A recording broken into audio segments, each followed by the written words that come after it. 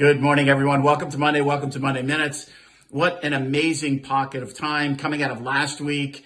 The Fed meeting, multiple central bank meetings, the hawkishness that was coming out of these central banks. And in many cases, markets have not been listening to central banks in general, the Fed included.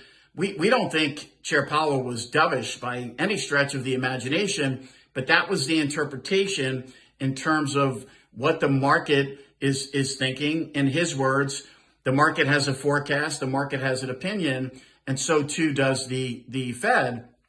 And what better way to reconcile that than through the economic data? And that's what we got on Friday, not just the payroll number, which we don't think we're going to be running at 500K clips going forward. So that data will certainly reconcile in our view. But if you look at ISM services too, back 55, back in very, very healthy territory as we work through the cold winter months and look forward to spring and summer here in the U.S., certainly the narrative of recession being called into question.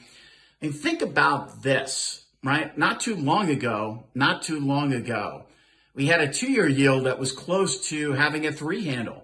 40 basis points higher in a very, very short period of time. The curve certainly bending flatter, more inverted in the process, and the terminal rate being pushed out. It all makes sense right now. This Fed wants to go higher.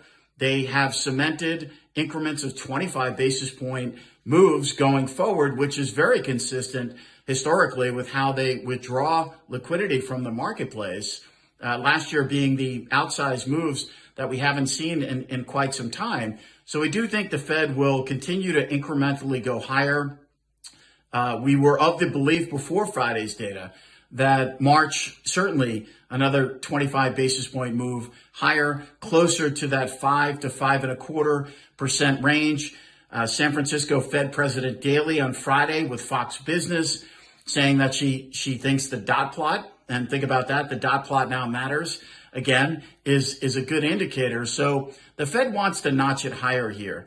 Having said that, we don't think that Chair Powell wants to completely take this economy down. We do think there is a sentiment of doing too little versus doing too much.